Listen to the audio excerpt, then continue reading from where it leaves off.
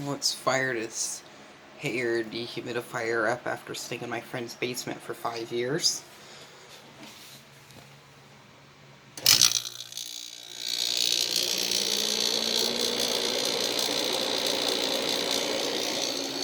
That's a noisy Retchie. That is a really, really noisy compressor.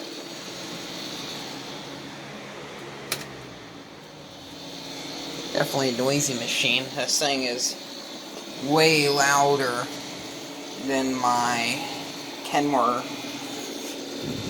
I prefer my Kenmore, whereas this thing I think is an eyesore compared to my Kenmore. Maybe in a TV room it wouldn't look that bad. This actually would probably look really good in there.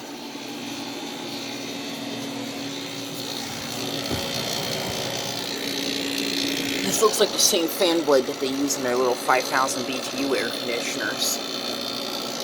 Capacitor. This is a control box, I believe. It's like put the refrigerants in here, probably. Nope, it is R134A. I believe that's a good refrigerant. I didn't know they made Retchies for R134A. That must be what the blue label means. Usually I see them with black labels or green labels. It's pretty uncommon. I see a Retchie with a blue label. These are some of my favorite compressors, but a lot of people like to knock them. They are made in China, sadly, but they seem to be pretty good.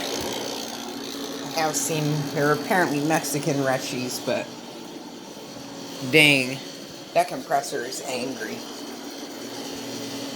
It is a really angry compressor. If I would take off this front grill because I'm kind of curious to see what the evaporator coil is doing. But they kind of don't want us to see the evaporator coil. You can see a bit of it there. This filter doesn't even seem to go up all the way.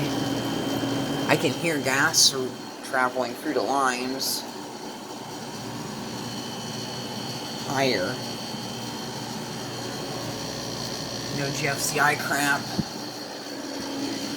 Honestly, this thing doesn't look that bad in the hallway.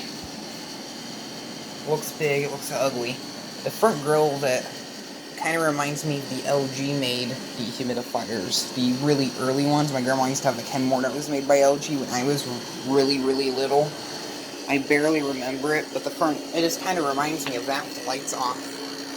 Back looks similar to it, but not quite. I think that one also had a Retchie in it, but I can't remember. Because this sounds pretty similar to it. It really does. Humidity is like really gone. It's pretty warm in here, so it's really making my throat sore running this thing. I actually just put my dehumidifier away for the season. It needed to be clean, but I'll probably do that this spring. Unless if we have a flood in our basement over the winter time, when this thing will probably get called into service. This is just going to go hide in my bedroom for the time being. It'll probably be turned into a table. Or get shoved in my closet or somewhere. I don't know. Well, here's this higher dehumidifier. And that's practically what this thing is. It's actually a lot quieter now. I think it just had to wait to build head pressure. Oh yeah, this has 2 fan speeds. There's low. There's high.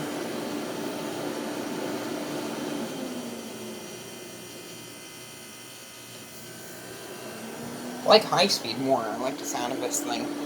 Sadly, the back side of this is where some of the venting is, so I can't park this thing up against the wall, which is kind of a shame. I like doing that with my dehumidifiers. But I don't have any that I can actually park up against the side of the wall, so that means this thing, when I use it, it's going to have to stay in the middle of the room like this. One of its sides is going to be parked up against the wall. Maybe the front, but this is where the bucket is, and I like to run my dehumidifiers with the bucket.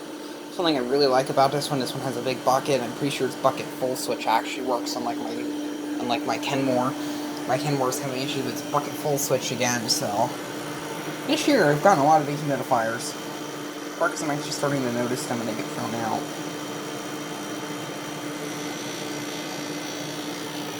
Well, there's this hair unit. That's all I really have to say. We'll power this one off, I guess.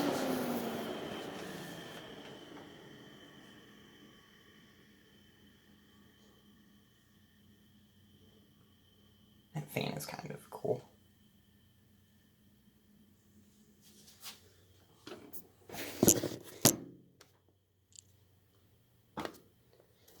I'm not sure if you could hear that, but I can hear refrigerant going through the lines. It definitely has a full charge, or somewhat of a full charge. Let's see if this thing actually moves some humidity.